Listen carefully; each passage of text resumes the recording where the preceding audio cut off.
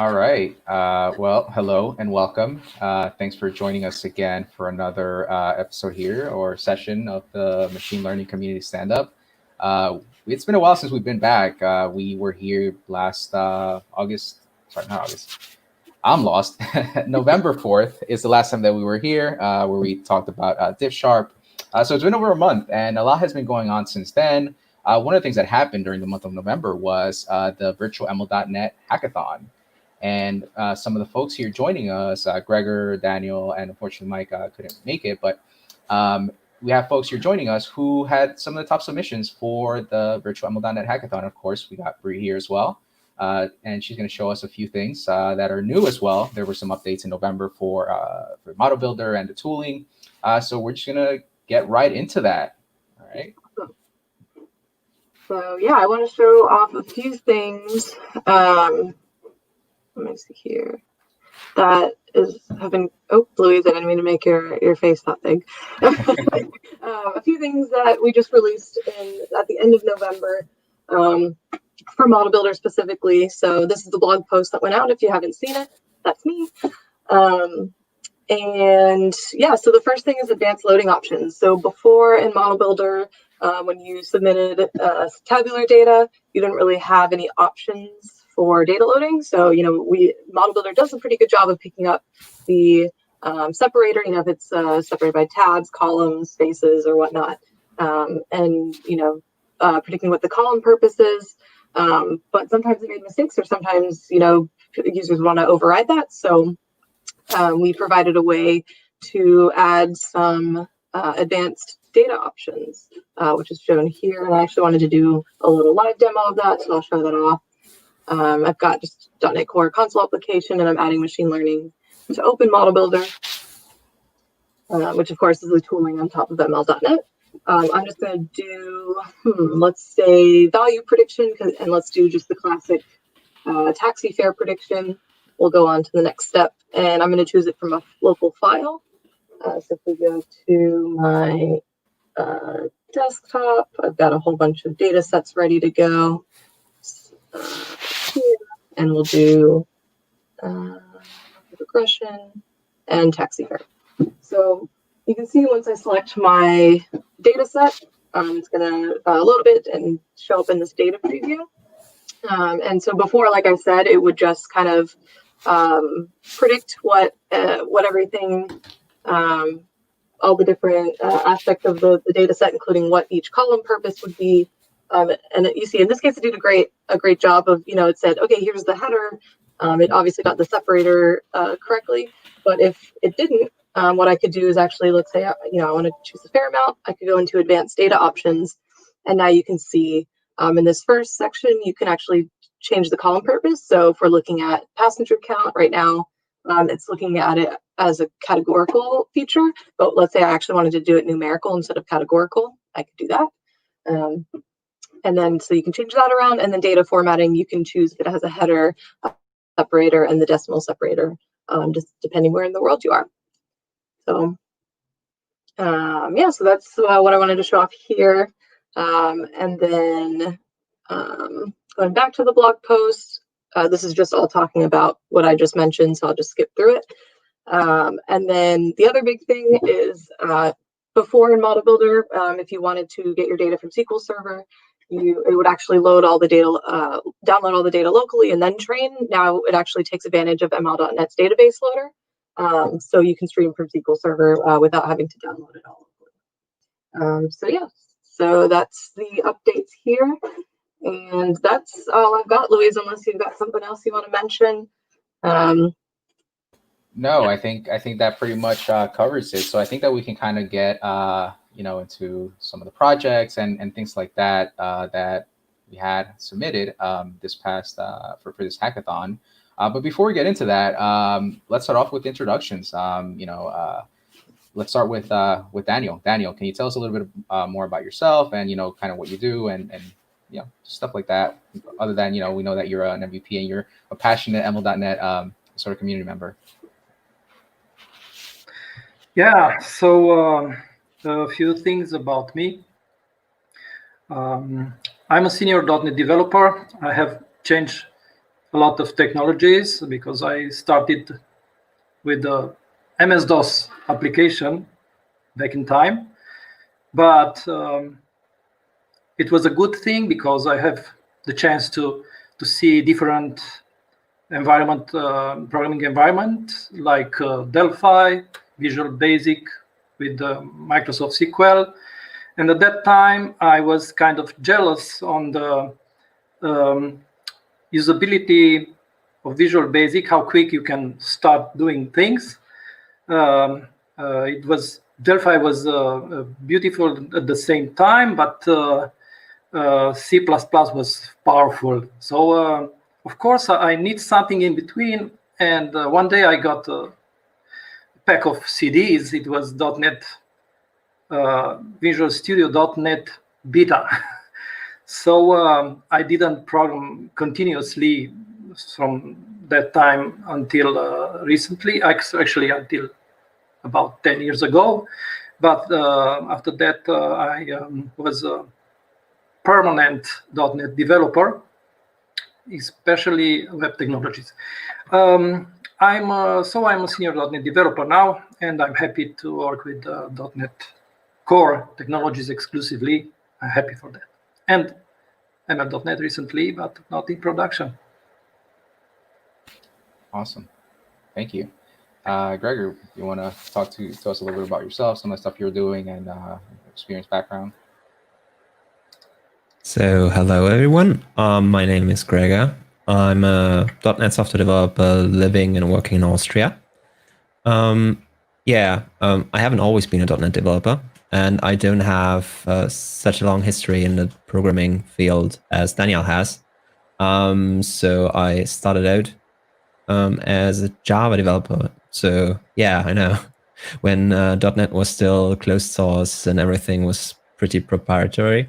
So back then, university tried to force .NET on us, and I rebelled, and I became open source Java guy, loving Android and everything. Then a couple of years ago, stuff changed. Microsoft changed, and they began to like open source stuff and make really cool things. So I got a little bit, into the whole .NET Core thing. So I remember DNX and stuff like that, and project.json from this time around. So I grew with .NET Core and as a .NET developer. And one fateful day at work, I came around a test project for integration tests, which was written in F#. And I didn't understand it, which annoyed me greatly. So I started to learn F#, and I've been doing passionate F# and functional development ever since. I've always worked on the back end, close to data, and in the last 1.5 years, I've started to develop a little bit more into the data-minded fields like data science, machine learning. In my pastime, I'm currently on a sabbatical, trying to focus almost full-time on it. And so I stumbled about ML.NET, and that's how I came to be on this stream. Yeah, I just needed to comment on your audio quality. It literally sounds like you're in my ear right now. Oh, that's good. So good. Yeah. I worked so hard on this. I spent so many hours just on the audio, which was too much time. Well, it pays off, and just as a bit of a preview into what we'll show later, definitely production quality is something that you seem to get right. So yeah, and folks will see what I mean by that. Awesome. Yeah, and folks, if you have questions for Gregor or Daniel, please feel free to drop it in the chat. They'd be happy to answer them, and so would we. A comment here from Alexander saying that you could be a radio host. So yeah, I think I agree. All right, so let's get into the videos and showing some of the submissions. First of all, I just want to preface this by saying that when we first sort of set out, and again, the virtualML.net, we want to certainly give a shout out to Alexander and Alexander Slota and to John Wood, right? Because they are, especially with the first edition of this, which it came out of the sort of this virtual community type of thing. And if folks are not aware, it sort of started with like, hey, does anybody want to put on a conference? It was just a tweet that sort of kicked this thing off. And back in May, we had a conference for virtualml.net. And that conference, essentially, we had a bunch of speakers. Daniel was there with us. I know Gregor, he joined us as well. We just had all these presentations that sort of talked about different use cases and scenarios where ML.net might be useful and interesting to be applied in. And then after that, it was so successful that we got a lot of engagement. There was a lot of activity. There was a buzz in the community, and we certainly liked that. And so we thought, okay, well, can we do something different? Let's just keep this going. Let's keep this momentum going. And out of that came the hackathon, which took place this past November. And the submissions, they were just, it was really hard. So when it came down to selecting, which ones are we gonna select out of the bunch here? Number one, there were a lot of submissions, and number two, it was really hard to pick between them because they were all really, really great. They were all very thoughtful. They were all very unique in their own ways because they were all sort of different scenarios and they were applicable to real life. Like, there was one that I forget the exact name of the project, but essentially what it did was it used image classification to automatically tag your images. So, you might imagine something like Google or Apple, you save your images to the cloud. And you have it basically auto tags like, oh, this is such person such and such, or this is a landscape of mountains and stuff like that. So this person used ML.net to essentially do that, but all done locally, right? There was another one that analyzed X-rays of lungs to try to determine and classify, I believe, nodules and perhaps lung disease and things like that. So again, they're all very unique in their own way, but unfortunately, we had to narrow it down and only pick a few. And out of those few, it was Mike's project, Gregor, and Daniel here. So those are the projects that we're going to be showing you here today. We're going to show a few videos, and then we'll have Daniel, Gregor talk a little bit about their projects, how they came about it, maybe talk about ML.net and how they got involved, and all things like that.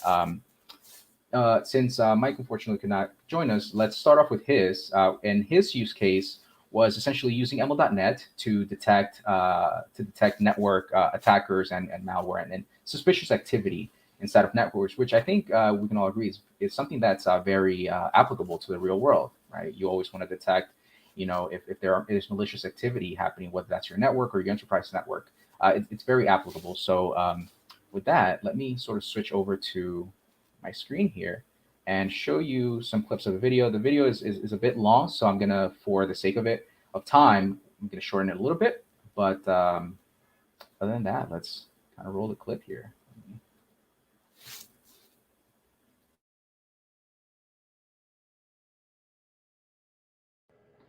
Hello, I'm Mike, and this is my submission for the 2020 ML.NET Hackathon. In this video, I'm going to go through the problem that I set out to solve, the approach I came up with, and show a demo of that approach, and then talk briefly about how this could be applied and what the next steps would be. So the problem I was looking to solve is, given some network data, can we leverage ML.NET to build ourselves a model that can identify the difference between regular network data and malicious activity or malicious agents on our network? So the approach that I'm using has 4 steps. First, we need to generate some network data that consists of both normal activity as well as some malicious activity. And then we're going to capture the packets of that network data. Then we're going to process and label that data so we can identify our malicious activity from our non-malicious activity. We're going to use that data to train an ML.NET model. And then we're going to use that model on some new network activity to see if we can identify the malicious traffic. So to generate our data is the first step. So to do this, I'm leveraging Docker and some PowerShell scripting. I'm going to create 3 images. I've dubbed them Bob, Chuck, and Charlie. So Bob is going to intermittently browse the internet, just doing some very simple traffic. Chuck is going to generate some malicious network activity. There's an open source project called FlightSim, and I'll link the GitHub in my submission. So it just generates various types of malicious network activity. And then we have Charlie. Charlie's going to be scanning the network using a tool called Nmap. That tool will find, it's meant to find computers on the network and see what ports are open. So this is a very commonly used tool that hackers will use to gather intel on networks. So we definitely want to include some of that data. And on each one of these agents, we've installed a TCP dump, which captures and dumps the network traffic, the raw packet traffic that's both coming in and being sent out from each of these agents. So we're going to use that as our data.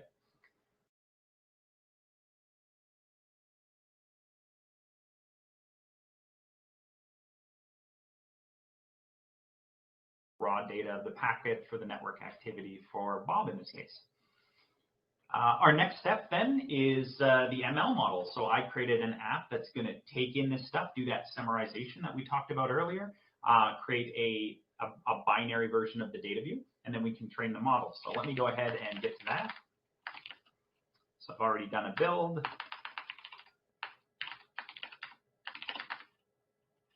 And the way that I set up my project is I send a number of command line flags here. So we can send the different actions that we want to do. We can tell it to do summarization and such. So I'm just going to paste in the command that I want to run here. So what this is going to do is the action is prep summary data, the data directory. This is where we contain all of our PCAP files. So this folder is where I put the PCAP files that we generated. The output is going to be a binary file for the data view generated by ML.net. And then we have this ports file. So like I mentioned earlier, if we used every port available, that's going to generate far too much. The vectors will be far too big. So I have a CSV file here with the top 200 used ports. So we can specify a ports file, and that ports file is going to kind of limit the data. So if we run this, it's going to log some stuff out. We can see we have our Bob files here, our Charlie, and our Chuck here. So the data preparation phase in this takes the longest amount of time, and the more data you have, the longer it's going to take. I'm going to pause the video here, and I'm going to let this do the summarization. See, decent F1 score and everything. So now that we have this trained model, I've generated some new network traffic with some different IPs, and I'm going to run this model on that new traffic. So to do that, I'm just going to paste in the command here. We're basically going to call the detect malicious IP action, give it the data, the ports, and what model we want to do. So this requires summarizing the data again. This will take a little while. It's going to take as long as it took to summarize the data earlier, about 13 minutes. So I'm going to pause the video again. We're going to let this summarize the data, and then it's going to run the model on the summarized data, and we'll see a bit of a different output.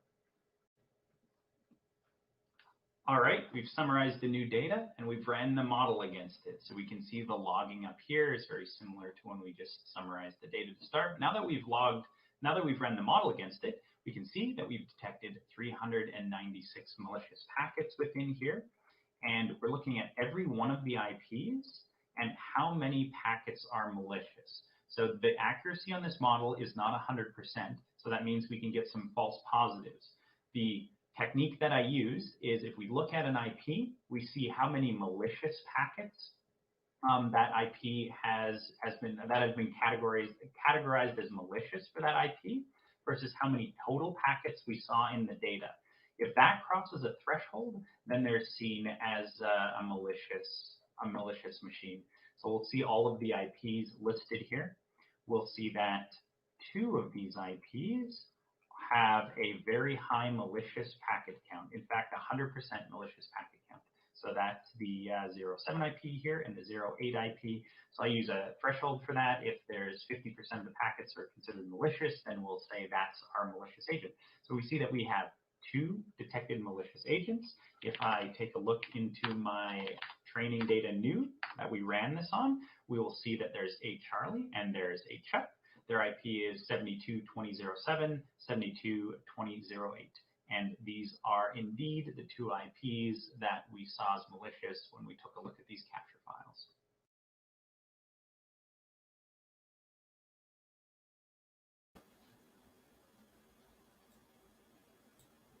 All right. So there's a lot happening there, and I pasted into the chat. You can see all the probably the link to the GitHub repository containing all the submissions, and you can watch the full video there as well. It should be included there, and that's not only for this submission, but also for all of them. But there's a lot of things here that I think were going on that really made this a really great project. Number one, first and foremost, it was Mike's first time using ML.NET, so it's very impressive that all the things that he was able to achieve for the first time using ML.NET. The other thing that was going on here is there was custom data generation. So it wasn't a data set that was pulled down from the web or somewhere that was already available, clean, or anything like that. The data was generated sort of real time, right? So there was a data generation piece. On top of that, there was the use of or the building of a tool, like a command line tool that did the data cleanup, that did the training, that did all of these things. So on top of not only using ML.NET, there was also some tooling that was built on top of that to sort of make all these things sort of, or at least the complexities of ML.NET sort of abstract away and provide this sort of top higher level component and tooling that makes it super easy for this particular scenario to try to detect malware traffic. And it seemed like from the results, it seemed to perform fairly well, the model on top of that. That was trained. So again, there's just so many things that were happening here. And again, you can check the full video if you like to have more details of what this project looks like by following the link in the chat. But yeah, that's that. Yeah. So with that, let's move on to Daniel's project here, which is smart labeling, and you'll sort of watch what that looks like, and then we'll chat a little bit about that.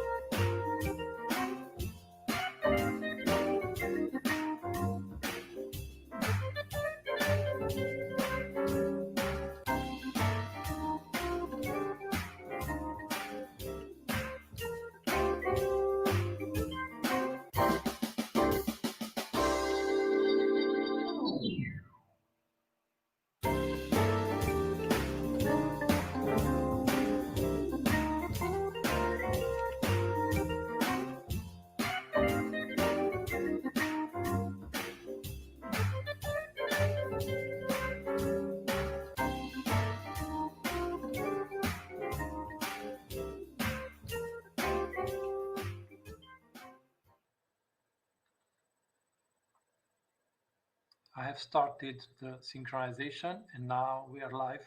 The data are coming from the sensors. In the same time, the camera is watching for objects and tries to detect. The daylight is the default mode when we don't have relevant objects. But let me use the lighter. Now we can see the lighter is detected, and we can save the values after filtering what we need to keep or not. Then let's try with the flashlight. Again, we have relevant readings we might want to keep, and we have garbage, and we might want to remove those. If we read a few more sets like this, we will have enough data to do the model training. Now let's see another approach, pre-labeling. In this case, we set in advance the class, and then we do the reading.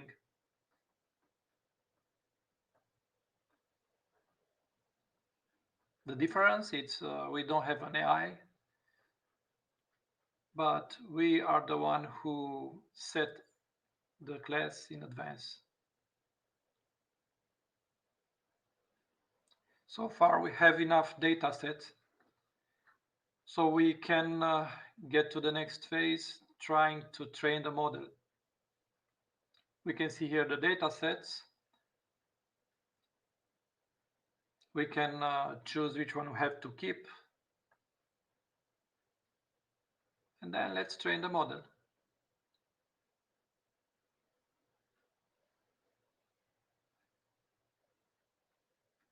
The accuracy is not so bad because we have only a few lines of data. If we want to increase the accuracy, we have to read more lines.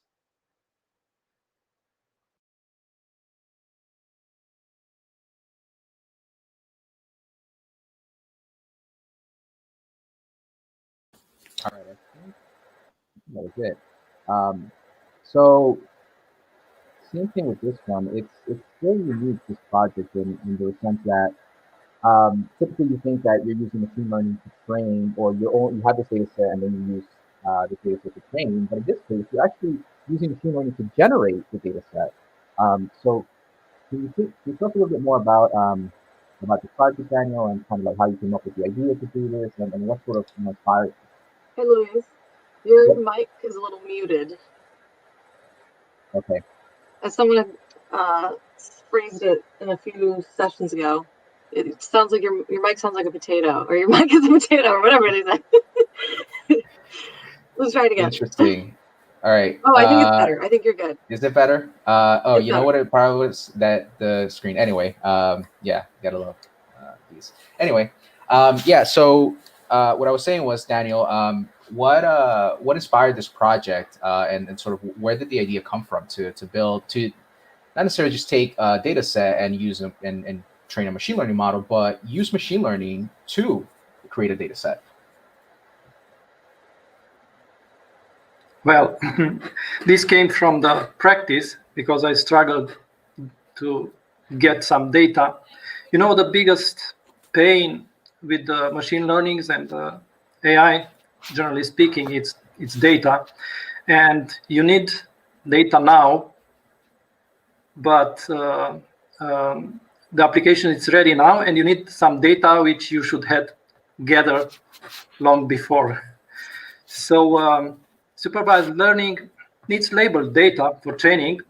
We cannot avoid that, but labeling, for example, for images, labeling the images needs a huge effort. And for analytical data, it's even worse because we cannot understand numbers as we do with images. And that's because in deep learning, we have our own models already there. And here is the catch. We do not, why not to use AI models to label our data?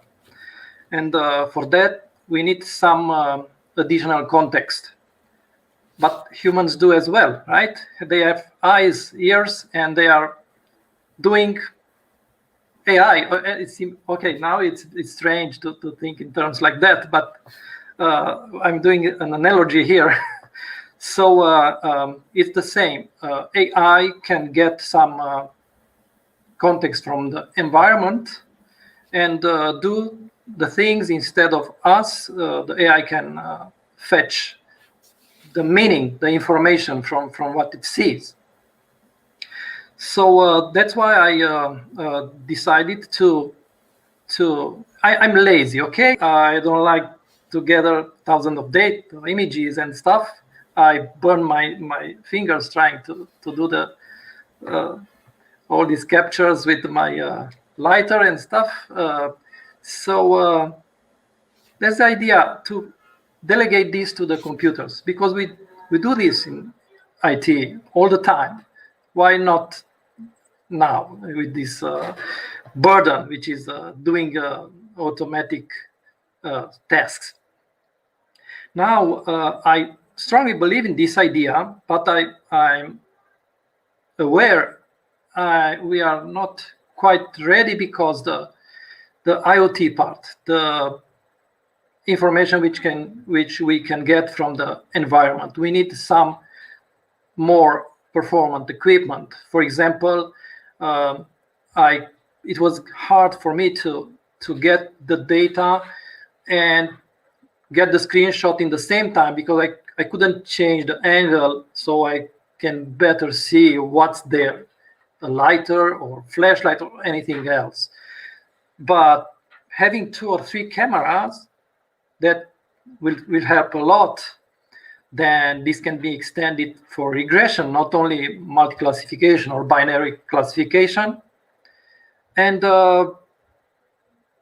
yes, as far as we solve the IoT problem, I think we can have an efficient solution here to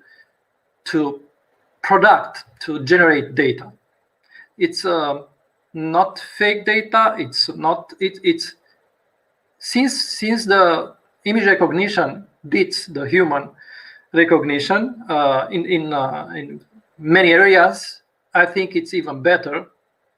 Of course, there is still a human to intervene and select which data sets are better or worse, which we can drop and keep the best.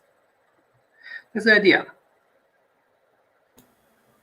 Yeah, I thought that was very thoughtful of you to include that piece around the human in the loop, right? You often hear like, to your point that you kind of made, like AI, it's coming, it's replacing us. But it's really thoughtful of you there that you consciously made the decision where you had that one button where it was like keep, right? Because at the end of the day, somebody's going to be inspecting this and somebody should make that final call. You can't just accept this to be true. And in this case, it was sort of it was very real world, but at the same time, it was it wasn't necessarily, well, depending on where you are, right? It may or may not be a high stakes environment. But so in those scenarios where it is high stakes, you certainly need to have that human in the loop and that extra check and quality check to make sure that's happening. Which is much easier and less effort instead of doing all the thing. Mm-hmm. Yeah, absolutely right. Exactly. And you get the aid of a computer to help you with that. Yeah. I did notice that you used a Raspberry Pi. So were you running .NET on that as well, or how did that piece work? Well, my Raspberry Pi, it's just reading the sensors and doing the screenshots for now, because I have do some experiments and I was able to keep all the code on Raspberry Pi in Blazor, but still I'm doing the thing. I'm doing the inference in the browser, which is desktop. We hope soon we will be able to do that with Raspberry Pi. Of course, my expectations don't go to deep learning because it's too much computational effort. But I think for machine learning, it's not so bad. It's affordable. And yeah, this is what I'm doing with IoT. IoT, it's my eyes and my ears, for example, for now. Great. So I guess if you were to say, where would you like to take this project next, or what would be, what would you add on if you were to continue building upon this? What are the things that you like to see or would like to build upon? Well, my idea is to build a more robust and efficient IoT capturing device, and I'm trying to do it to be able to connect using different protocols. Now I'm using Synolar, but it can be, of course, REST, it's trivial, but not very useful here. But can be MQTT, which is a very lightweight protocol to communicate in IoT.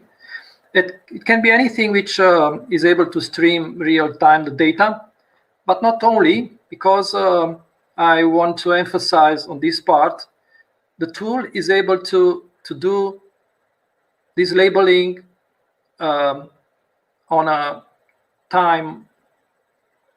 In time, it's able to do this pre-labeling, and pre-labeling, it's predefining a label. It's like setting the Raspberry Pi in, okay, now you are reading the flashlight, and go and read and stop. Then we are reading some other class. That's pre-labeling, because we know in advance what we're going to read. Then it's the real-time labeling, which is using the deep learning, image recognition.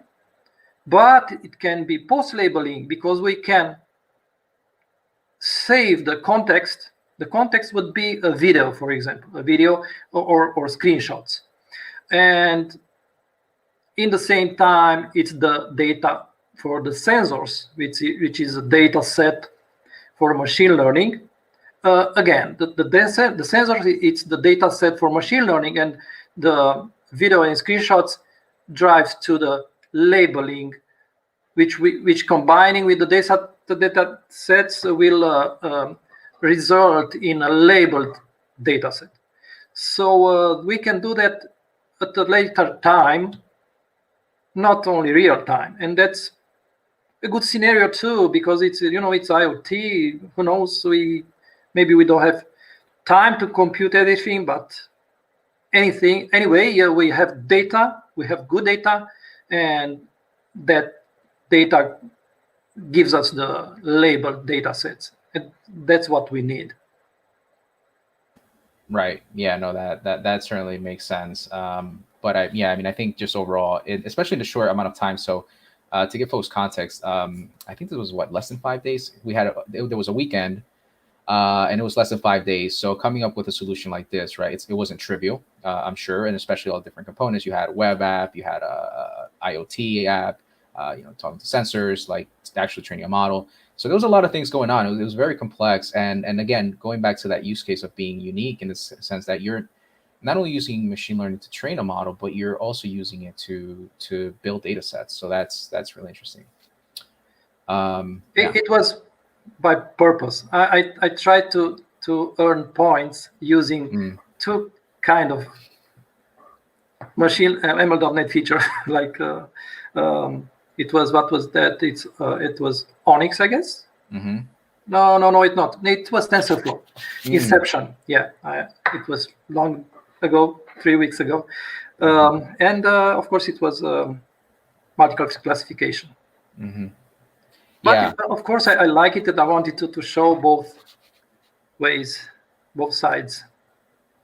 Right, and then on top of that, right, there's the burn finger, so that definitely gives you points there. You certainly earn points for that. So it's a fabulous project. Yeah, it was worth it. It was worth it. All right, so let's see. Well, thank you, Daniel, for that submission. We'll keep chatting, but in the meantime, we're going to go ahead and show Gregor's project. And the production quality in this video was top notch. If it was just a video contest, this probably would have won. But we also had to show, we also had to have a project to go with it. So let's roll the tape here. This ever happened to you? This is Greg. He's just publicly posting his opinion on the internet. Oh, Greg, you lovable fool. Let's see how that's going to play out. Twitter. Place where nothing bad ever happens. Look, Greg, you got some messages. I hope you get hit by a car. I hate you and everything you stand. Opinion on the internet. I will kill you in your sleep. Hate. Twitter DMs don't have to be this way. Just follow these dozen or so mostly easy steps. Go to www.github.com/alternative/silencer and clone the repository. Use .NET Tool Restore to get the things you need to build the extension. .NET Packet install to restore your build dependencies, and .NET Fake Build with the build release target to build the thing. Easy, isn't it? This might take a while. A lot of time to reflect on the general state of social media and your life choices. Great. When everything is finished, just go to your browser's extension page and add the extension. Done, done, and done. Let's take a look at how it works. Just imagine you sitting in your DMs. Someone you barely know writes you a message. Always a good start. The first one appears to be nice. No harm to your sanity here. Oh, another one. Good. Also nice and civil discourse. Ah, here we go. Twitter, you never disappoint. It appears our conversation partner wants us to die in a fire. Good that our silencer extension uses machine learning right in our browser to get rid of all sorts of toxic messages. No external web requests needed.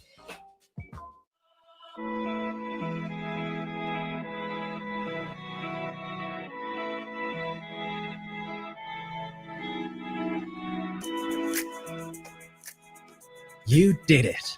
All the people who want you to read the inane garbage are now shouting into the heartless, empty void. You and your sanity are protected, thanks to the wonders of ML.net.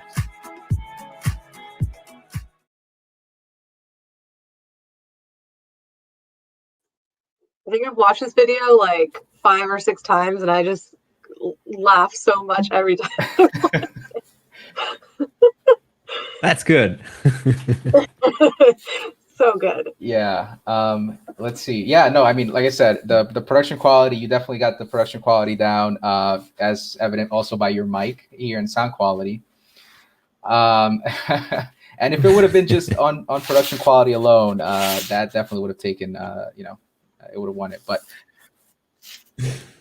I'm curious.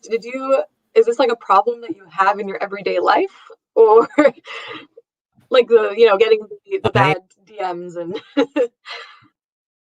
the bad DMs, as you can see, I am part of the white young male demographic, so I personally not that much. But you mentioned the production quality, like the cut of the video was actually done by my girlfriend. My girlfriend was also the inspiration for this project, because maybe you have heard of it. Being a woman on the internet sometimes leads to stuff happening to your DMs, which is one of the reasons why I had the idea of doing this for the Hackathon project. It seemed to be a good target because Twitter DMs are quite notorious, and in the ML.net space, doing binary classification for text is one of the more transferable tasks, especially when you want to do it in a browser only and want to do the inference in WebAssembly. Like, that's one of the supported workloads. So yeah, that's how it came to it, basically. Awesome. Yeah, and I think that video, I think it does a really great job of kind of showing. I'm not getting too much into the technical details, but as you kind of alluded to, it's sort of very, I wouldn't say experimental now, but it's sort of a new way of building apps, and you did it in F# and all these things. So do you want to walk us through kind of your project? Share your screen, or how do you want? Awesome. Yeah, absolutely. Yeah. So I have prepared a couple of things. So what you can see here is my browser. I'm using Brave, which is a Chromium-based browser. As you can see here, I have the silencer extension. It's actually unpackaged extension. That's the bits sitting on my hard drive. So it's currently loaded. Here we have Twitter. This one is an alt account I have only for this task. And if we look at message like "Hello World," pretty unproblematic, I'd say. You see here, I have my whole source code is littered with console log statements, which is bad usually, but good for a hackathon project. And what you see here is one of the things I get back whenever something in my DOM changes, being a sentiment result. I'm actually having a little script checking the DOM for changes, then sending that back to a background WASM process, like a WebAssembly process using ML.NET, and this does the inference. And here in this case, hello world, not toxic, and the algorithm is pretty confident, like 92%, 93% not toxic, which is good. Then now I will write something else, which is something I will not say loud on the stream.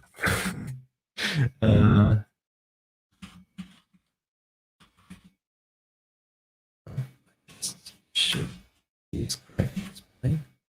Yeah, you saw a little glimpse of it, but what you can see here is the last thing.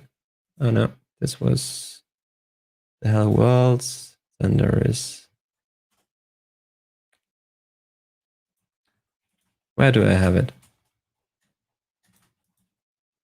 Oh, here. Good. We don't see it. That's good.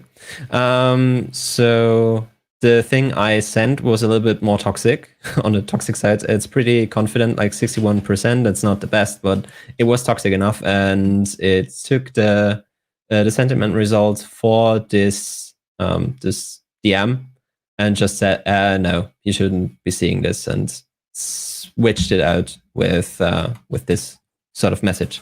Everything here, like as you can see, happening directly in the browser, no external web requests, which is especially in your Twitter DMs, you most likely don't want to send them over the wire to some company. Like all of us, of course, trust Microsoft, and Microsoft wants to do the best with our data. But if it's really personal messages, you might don't even want to trust them. And then there are a couple of other companies which you really don't want to trust. So yeah, so it's nice having us directly in your browser. I'm very curious what training data set you use for this. Don't show us. Yeah. Very No. Like yeah, you were so nice to warn me before. Like I had a data frame open with some of the examples which are quite toxic. So this data set comes from Kaggle. It is a prepared assortment of Wikipedia comments. Like, you know, Wikipedia, everyone can edit. Usually if there are edits on a page, there is an editorial process going on where people with a lot of proof of work can basically say, yeah, this is a good edit or it's not a good edit, we will retract it. And people who have certain edits retracted tend, like, usually if they are well-rounded human beings, they most likely say, oh yeah, I see that. And then there are other people who do not react this way. So this data set contains a lot of this, but also a lot of normal comments to be balanced. Like, it actually has more normal comments than toxic ones. Yeah. Looking at the data set, like whenever you work with data and we want to look at it a little bit before using it in your machine learning algorithms, it's a good idea to use, or a possible way to use, some sort of interactive programming. I used .NET Interactive for this. Visual Studio Code has a wonderful plugin for it, which allows you to work in this kind of fancy notebook. Use F# for the thing, because I basically used F# for everything in this project, because yeah, why not? So yeah, here I just looked at the data set. I did very basic things, just looking at the distributions, filtering out everything that's non-toxic, seeing on a grade from 1 to 6, how many toxic comments do we have. We see the not that toxic comments are like the biggest part of the distribution, and then you see distribution of your data. You can work a little bit, inspect it more. I wanted to see, like, there are so many different categories. Can I see if they are like distinct for every observation? They are not, unfortunately. Otherwise I could have done a multi-class like multi-class classification. Yeah, and then when you're happy with all your data, you just inspect it and you work with you can go directly into the modeling part in the same notebook, which is really nice. So you just, in my case, because I worked with Deedle, a data frame implementation in the F# space, there is a John Wood video on Deedle, on the whole FS Lab stack, actually. There's basically a John Wood video for everything. So whatever you see in this notebook, there's a John Wood video for it.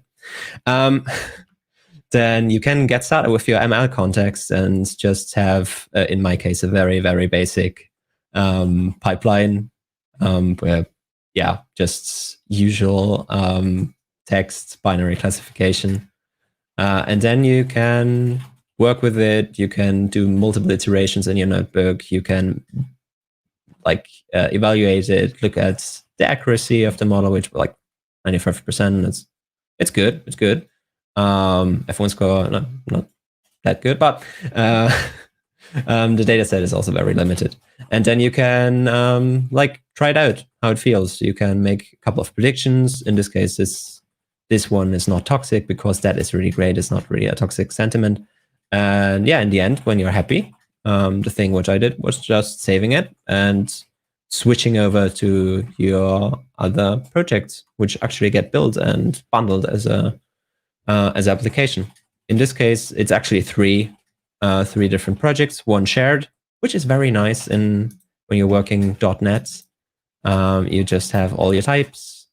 You have your library. You can share it between front-end elements and back-end elements. The extension works basically mostly in this background part, but there is a little front-end if you want to use it. In your extensions, the pop-up part.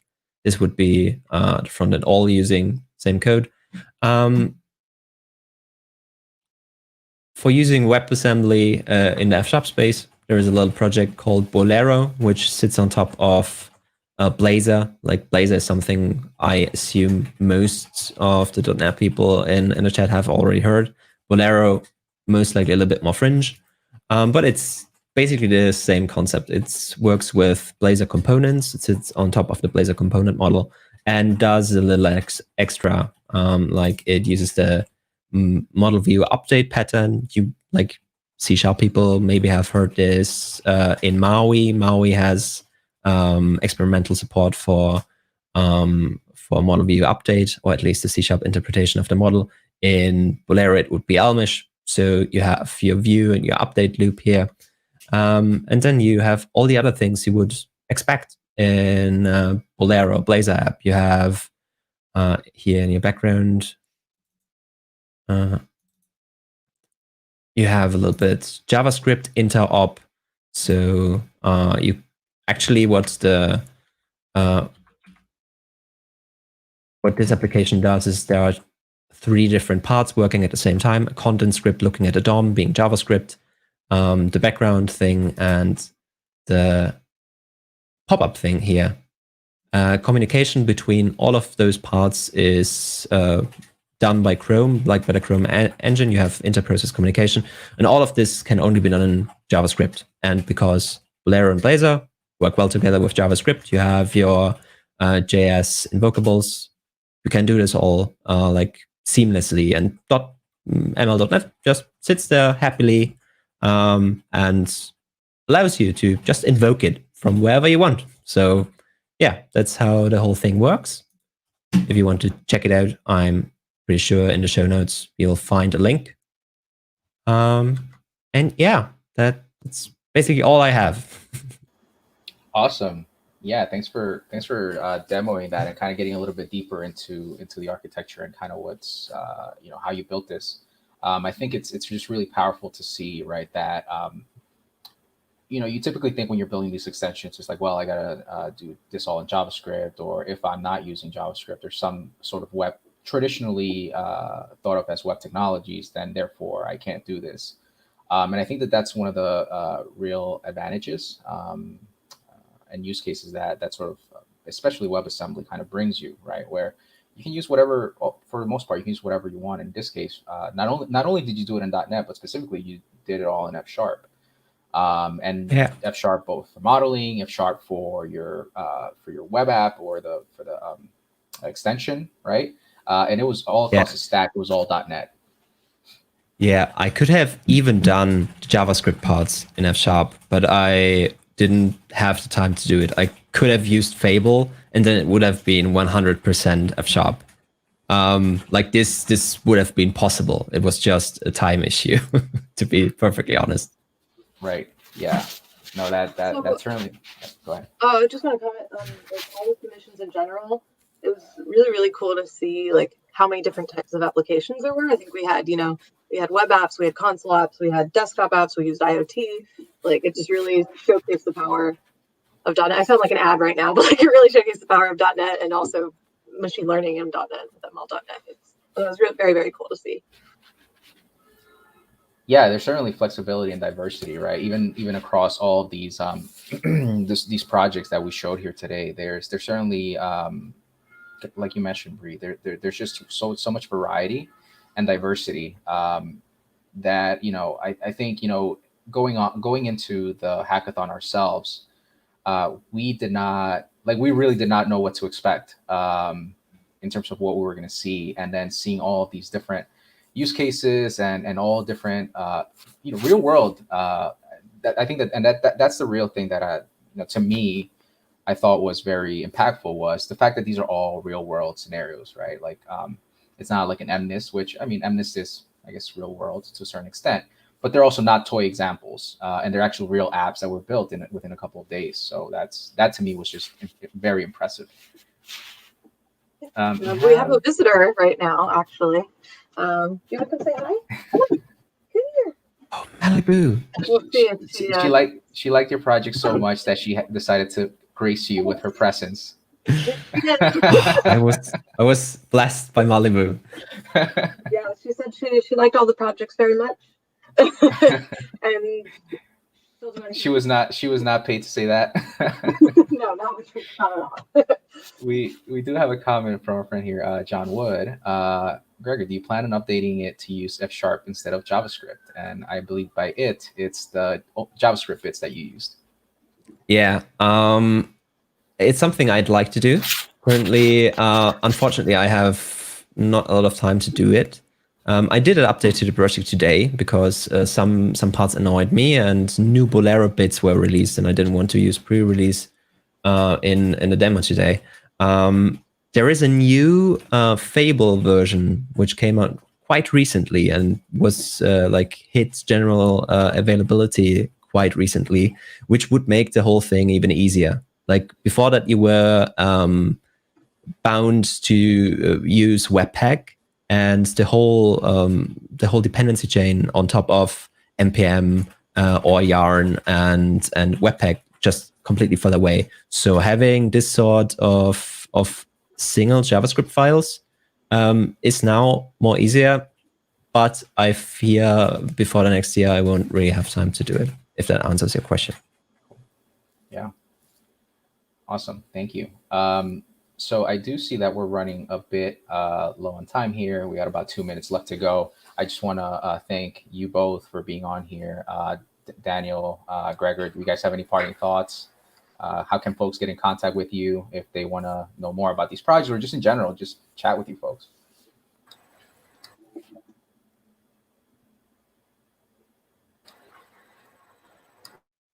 Do you want to go first? Please go first. Okay. So you usually find me on Twitter or on GitHub or in the F#. Like F# has a foundation, and this foundation has a Slack. So I'm also in the Slack. I think in StreamYard you're currently seeing my name and my Twitter handle. So this would be my my Twitter handle. Other than that, I'm basically all the platforms, usually as alternative or G Beyerle, which is my name. So you find me there.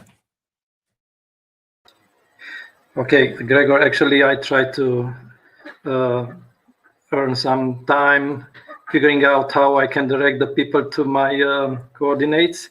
It's inside this video. I had in the demo, it's a slide showing my GitHub, Twitter, And I guess that's pretty much what's important. You can find me on Twitter or GitHub. I would gladly help with information if there is needed. And thank you very much for having me here. Is it DF Costea? We have the creator of the video, the mastermind. Yeah, like the editor behind the video joined. She's currently having a lecture, so that's why she just had now time to pop in. Thanks for joining us. Hi. So we are a bit low on time here. We're at the top of the hour, but again, we really just want to thank you, you folks certainly for being here, for joining us, for doing your submissions. I want to thank everybody actually who participated in the virtual ML.NET Hackathon. Your submissions are great, and we really enjoy your participation and your contribution to this. Right, I think it was a really good learning experience for everybody involved. Stay tuned. We're going to be back actually in January. So this is the last for the community stand-ups, ML community stand-ups. This is the last one for the year. We'll be back in January 6th, I believe it is. Then we'll be back and we'll have a lot more fun there. And next year, we hope that, there's a lot more of these hackathons and conferences for ML.NET and machine learning ecosystem within .NET in general. And yeah, with that, again, thank you folks. Happy holidays to everyone out there, and we'll see you folks later. Bye. Take care. Bye. Bye. Bye bye.